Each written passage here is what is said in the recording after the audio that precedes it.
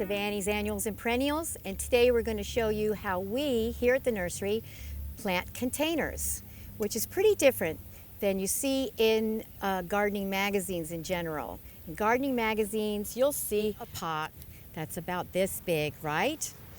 And it'll have 10 different plants in it. One is a shade plant, one is a sun plant, or there's just too many plants. If you think about it, they're gonna use up all those nutrients in that pot so fast. So we put one variety in each pot, and what you end up with is something like this, which looks like a container garden. And you have the freedom of moving the pots around, and you can arrange the colors and arrange the heights and the shapes as you like. The mistake that most people make and that you see in the magazines is that the pots are too small. You want to have enough room for the roots to grow and for there to be nutrition. And you want to use the best soil you can get. Don't go to the box store and get the cheapest soil you can buy. And buy planting mix. Big difference. Potting soil is really for houseplants. It compacts, it smushes down, and the water runs down the sides of the pot and doesn't get into the whole plant. You get a good planting mix at an independent nursery as opposed to those big box stores. You don't want to fill up the soil up to the very edge of the pot because the water is going to run over the edge, and it's nice to leave a space to add some compost. These are Yersinia anathoides, which is this plant right here. And it happens to look really, really good with anything bright blue, like this Anchusa capensis, blue angel. So, taking it out of the pot, and I always do this. Don't be afraid to do this. It just sort of gives the roots an idea that they're supposed to go out into the soil. See, making some space in there. There we go. We use the grapeseed compost here at the nursery, but any good compost will do. And just put a little compost, that gives them a little extra boost. It won't burn them, it won't hurt them. Be careful that you don't put it right against the stems, because that can rot the stems on some plants. But this will just make them so happy and make them take off really, really fast. And this is what it's going to look like in about a month. And I highly recommend always potting up one pot of Nicotiana lime green because it looks good with everything.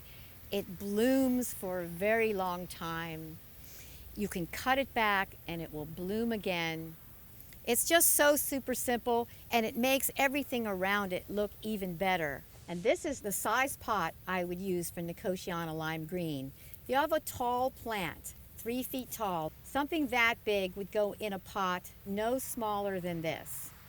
So we've got this one set up for us. And I'm using my favorite tool, my hand. And here's a little something I do too. See, I got this one off the table out there in the nursery, and it's already spiking. Well, I'm not real thrilled about that. That's kind of like a little bolting kind of thing to me. So I will just snap that off, and that will force the plant to create more foliage and to bush out. Since they get so tall, you could do one, you could do two.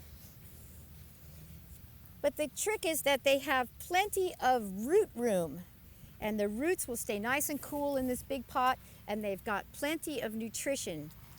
I put some compost, and that's going to make them so happy. And this will, just like that, this will turn into this in about a month and a half. Very fast growing. You don't need anything special to do that. You just need good soil and compost. And so let's say you don't have any compost. Fish emulsion. They say on the bottle to put a tablespoon per gallon. Well, this is what I do. A lot more than they say, and it really works, and it doesn't burn the plants. I don't do this when I first plant them in general, but if they're starting to look yellow or they're starting to look hungry, give them a little fish emulsion, and they will just jump right back into sheer happiness. So let's recap. We want to have one variety per pot. We want to have the right size pot. We want to have good soil, planting mix, not potting soil, and some nutrition like compost or fish emulsion. And that's it. Just put them together and be creative and have fun. All right, so now we're going to take a walk around the nursery and we're going to see some sample pots, some beautiful sample pots to help you get inspired. Come on. So here we have a great example of a container garden. Everything you see here is planted in a container and we just move them around. Look at these poppies in a pot. Isn't this beautiful? See the size container? This is one of our pet plants in the nursery. It's a companion little relative that loves shade. It's called Symphyandra zanziger. Isn't it beautiful? It's just blooming its head off. Right size pot and a little bit of compost. And you can see this is one of our sample pots here in the nursery. Somebody else has planted nicotia on a lime green probably. And you can see that they've put that black, beautiful black grapeseed compost on top. Here's another garden with a lot of blue in it. I think that's 3 delphiniums in there. That's Delphinium Royal Aspirations. And that was probably planted in February. It's now May. And are they not spectacular? So you can just see how healthy all this looks and how pretty it is. And here's something that isn't coming into bloom yet, but it still looks good because it gives the eye a rest. It gives something green to look at, or what's called a foil. Wow, look at these. These are sweet peas in containers. There's 3 plants in a barrel. And are they not insane? They're so big. This is canary creeper nasturtium.